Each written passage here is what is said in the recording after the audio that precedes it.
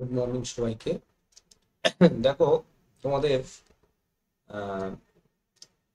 যে টপিকগুলো বাকি আছে তার মধ্যে প্রথমটা হচ্ছে ইলেকট্রনিক ফান্ড ট্রান্সফার।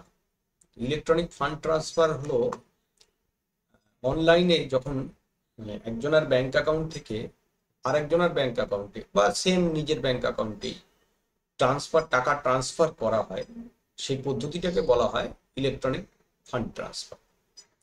তো ইলেকট্রনিক ফান্ড ট্রান্সফারের মানে করার জন্যে অনেকগুলো পদ্ধতি আছে। তো এবার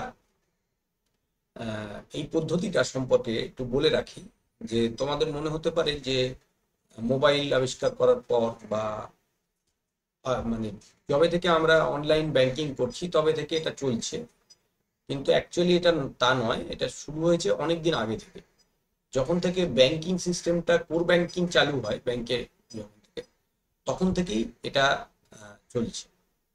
বিভিন্ন পদ্ধতিতে ব্যাংকের মাধ্যমে আমরা আগে টাকা পাঠাতাম। এখন সুবিধাটা হয়েছে এটাই যে সব সময় ব্যাংকে যেতে হয় না। অনেক কাজের ক্ষেত্রেই আমরা বাড়িতে বসেই এই একই কাজ করতে পারি। ঠিক আছে, মানে আমরা অনলাইন নেট ব্যাংকিং ব্যাংকিং ব্যবহার করে বা ধরো ইওনো ব্যবহার করে এইরকম টাইপের জিনিসগুলো ব্যবহার করে সহজে এই কাজগুলো বাড়িতে বসেই করতে পারি। ঠিক আছে, তো তেমন যেমন ধরো এই যে পদ্ধতিগুলো আছে মানে অনলাইন টাকা ট্রান্সফারের, সেই পদ্ধতিগুলোর বেশ কিছু টাইপ আছে। এখানে দেখো আমি লিখে দিয়েছি, এইগুলো হচ্ছে টাইপ।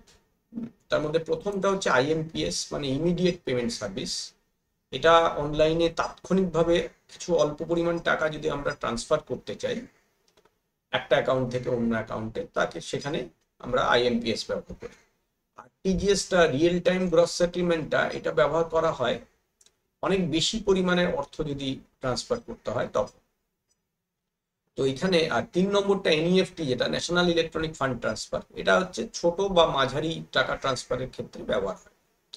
এই যে প্রথম তিনটে আছে, প্রথম তিনটেই কিন্তু ব্যাংকে গিয়ে ফর্ম ফিল আপ করেও এই একই কাজ করা যায়। ঠিক আছে, এখানে একটা জিনিস খেয়াল রাখতে হবে, সেটা হচ্ছে যে এই আইএমপিএস আর এনইএফটিটা একই টাইপের, তাহলে দুটো কেন আছে?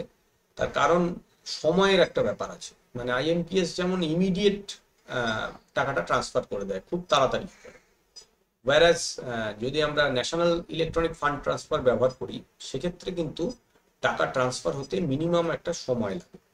সেই জন্য এনইএফটিটা একটু সময় লাগে, আধ ঘন্টা বা আর একটু বেশি, মানে বেশ কয়েক ঘন্টা লাগে আর কি, 3-4 ঘন্টা কি 5 ঘন্টা এরকম লাগে। আর আরটিজিএস এর ক্ষেত্রে সাধারণত একটু বেশি সময়। এই হচ্ছে মেন তিনটে পদ্ধতি। ইউপিআই যেটা ইউনিফাইড পেমেন্ট ইন্টারফেস, এটা তো তোমরা সবাই জানো প্রায়, যে আমরা এই মোবাইলের মাধ্যমে যে এরকম ভাবে টাকা পেমেন্ট করে থাকি। তো সেই পদ্ধতিটা তো খুব মানে পিন ব্যবহার করে, এটা খুব প্রচলিত পদ্ধতি, এখন বেশিরভাগ জনাই তোমরা প্রচলিত মানে জানো। এবং এটার কিছু নিয়মও চেঞ্জ হয়েছে রিসেন্ট, সেটাও হয়তো দেখেছো। ক্রেডিট কার্ড, বানানটা ভুল আছে, ক্রেডিট কার্ড আর ডেবিট কার্ডের যে পদ্ধতি, সেটা তো জানোই যে আমরা কার্ড ব্যবহার করেও পেমেন্ট করতে পারি। সেক্ষেত্রে কি হবে, ব্যাংক থেকেই টাকাটা ট্রান্সফার হবে, তাহলে এটাও one kind of electronic fund ট্রান্সফারই হলো। সেজন্য এটাকে ওইখানেই রাখা হয়েছে।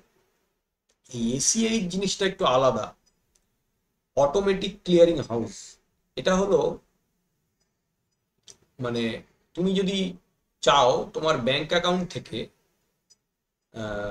অটো ডেবিট হবে, তাহলে সেটা এসিএইচ, সেই পদ্ধতিটাকে এসিএইচ বলে। হ্যাঁ, মানে ধরো আমি মোবাইল ওয়ালেটের সঙ্গে কানেক্ট করে রেখেছি, কোনো একটা বিল ইনস্টলমেন্টে দেব, হয়তো বিল হোক বা কোনো একটা জিনিসের দাম হোক, ইনস্টলমেন্টে দেব।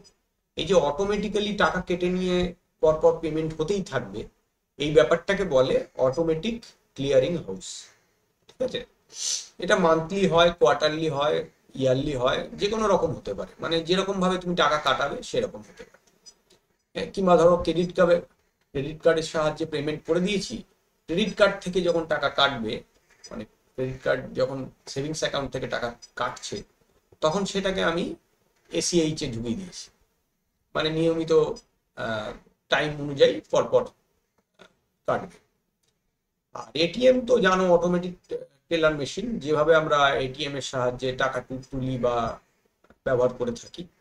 তো এইগুলো হচ্ছে ইএফটির মানে প্রকারভেদ। কত রকম ইএফটি আছে, ইলেকট্রনিক ফান্ড ট্রান্সফার আছে, এই হচ্ছে তার প্রকারভেদ।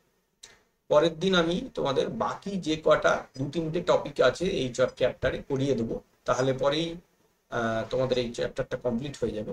মানে ইলেকট্রনিক ফান্ড ট্রান্সফার বা ইলেকট্রনিক পেমেন্ট যে সিস্টেম, সেই যে চ্যাপ্টারটা আর খুব সামান্য বাকি আছে, একদিন করলেই হয়ে যাবে। আর তারপর শুধু পড়ে থাকবে ইন্টারনেট মার্কেটিং। ঠিক আছে, তো আজকের ক্লাসে এইটুকুই রাখছি। থ্যাংক ইউ সকলকে। লাইক করবে, শেয়ার করবে, কোনো প্রশ্ন থাকলে আমাকে অবশ্যই কমেন্টে জানাবে।